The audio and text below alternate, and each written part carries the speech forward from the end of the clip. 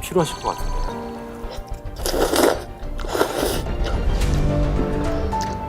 식사도 그냥 약간 분식으로 드시니까 좀 네.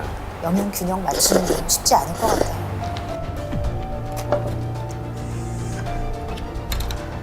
계속 드시면서도 손을 터시네. 네. 아, 굉장히 심하신 정도네요. 무릎이고 뭐 안 아픈 데가 없어요. 계단 조금 올라오면 아프고 관절통 같은 게 있어가지고 통증이 심해요. 아유. 그래서 아픈 데마다 다 팥을 붙여요.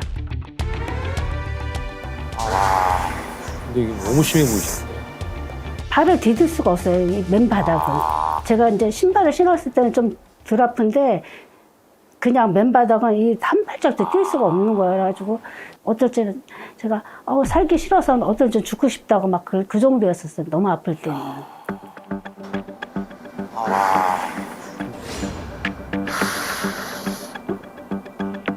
저는 온몸에 염증이 많아서 비만과 족저근막염, 정말 지간신경종, 지간신경종? 그리고 심하면 관절통까지 앓고 있어요. 지금 새로운 질병이 나왔습니다. 지간신경종. 지간이라는 거는 손가락, 발가락 사이를 말하거든요. 그래서 지간신경종은 손가락이나 발가락 사이에 생기는 신경종을 말합니다. 이렇게 되면 통증 때문에 한 발짝도 내딛기 힘든 이 보행장애를 겪을 수밖에 없는 상황이신 겁니다. 야, 그럼 진짜 어떻게 생활하시지? 걸을 수가 없으실 텐데. 아, 전신이 파스시네. 파스 아니면 붕대. 과일 깎는 것도 너무 힘들어하시네요.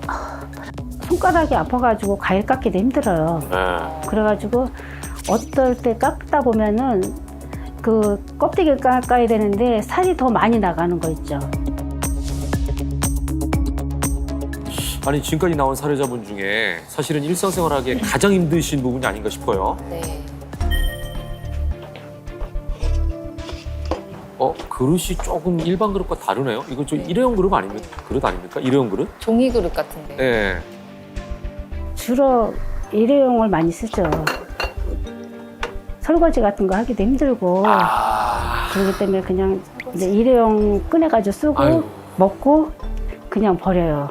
야, 진짜 제일 심하신데요, 지금까지 사례자 중에. 이 정도면은 옆에 도와주시는 분이 필요하실 것 같은데.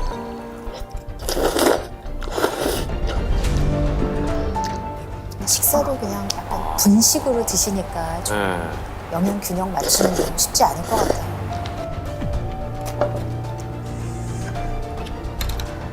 계속 드시면서도 손을 터시네. 네.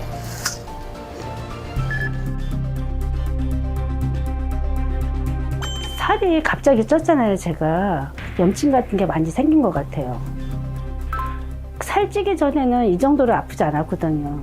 근데 운동은 심하게는 못했지만 발바닥이 아파도 제가 살 빼려고 열심히 했는데도 안 빠지더라고요. 근데 이제 밤이 되면 더 아프실 거란 말이에요, 저런 게. 그렇게 안 빠져. 부어가지고 빠지질 않네. 많이 붓는 편이에요. 반지 빼기가 힘들어요. 반지가 안 빠져. 이렇게 손가락 같은 데가 벌써 오후 되면은 저녁 때 되면 붓기 시작해요. 그리고 너무 붓다 보면 여기가 아파요. 조이다 보면은. 비만하셔서 염증 염증 수치가 그러니까 밤에는 더 역할을 하거든요. 염증이 더 올라오는. 네. 족저근막염 때문에 방귀버스를 병원에서 맞춰온 거예요. 잘 때 씻고 자요. 야, 이게 불편한 게 한두 가지가 아니에요.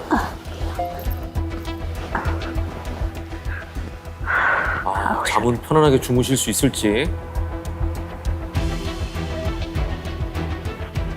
통증이 심해져도 보니까 애 낳을 때 그 통증 있잖아요. 저기 1에서 10으로 따진다면은 한 8, 9는 가는 것 같아요. 심할 때는.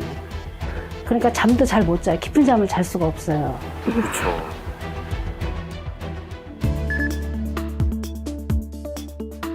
저는 안 아픈 거. 몸이 아프니까 너무 고통스러워요. 괴롭고 고통스럽고. 모든 분들의 소망입니다. 삶의 질이 무너진다랄까요? 통증이 좀 사라졌으면 좋겠어요. 아유, 얼마나 고통스러우시면. 보는 저희도 참 마음이 안타깝습니다. 조덕화 씨의 이야기를 들어봤는데요. 보신 것처럼 온몸 이곳저곳 관절통을 호소하고 계시고 염증성 질환으로 인한 보행 장애까지 겪으시면서 일상 자체가 무너지신 게 보입니다. 자, 이분이 이렇게 통증이 심해진 이유는 과연 뭘까요? 가을은 통증이 심해질 수밖에 없는 이유가 있습니다. 뭐예요? 가을이 되면서 일교차가 굉장히 커지잖아요. 이 일교차가 커지면 우리 몸속 세포들은 엄청난 스트레스를 받게 됩니다. 그렇군요. 네, 쉽게 말해서 세포가 정상적인 상태가 아니라 아주 극심한 스트레스 상태에 놓이게 되면서 변형이 되게 되는 겁니다.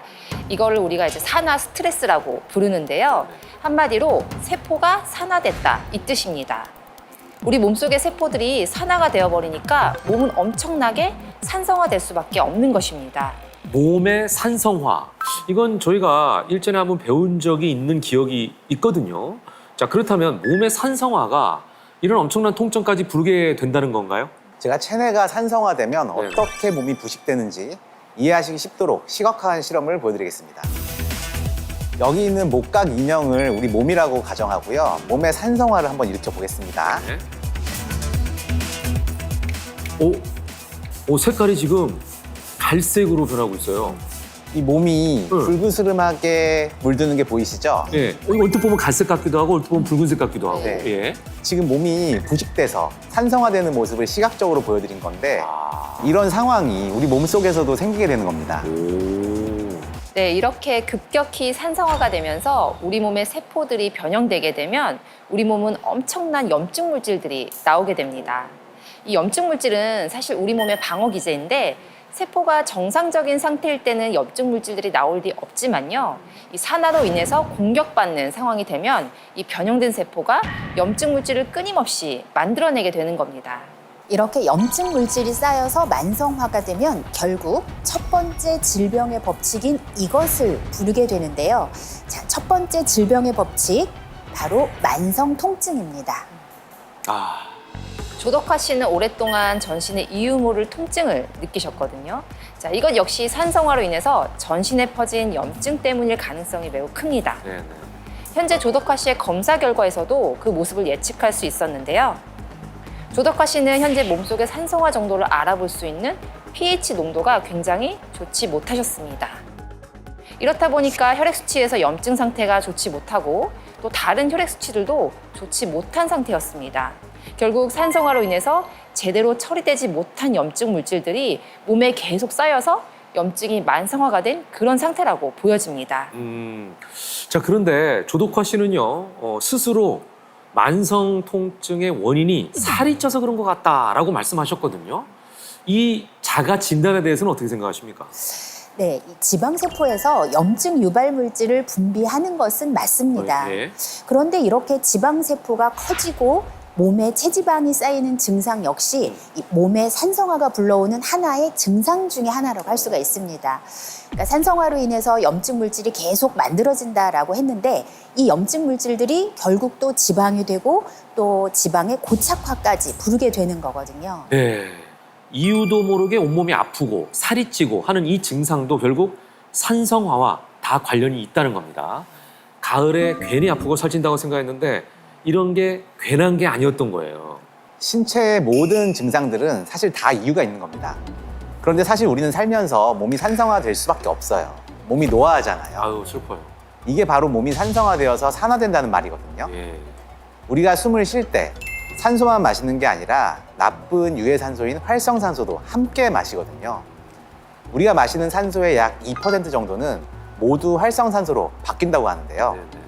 이 활성산소는 대표적인 몸의 산성화를 유도하는 물질입니다. 숨 쉴 때마다 매번 2%씩 활성산소를 마시니까 하루에도 몸은 저절로 산화가 엄청나게 진행되는 겁니다.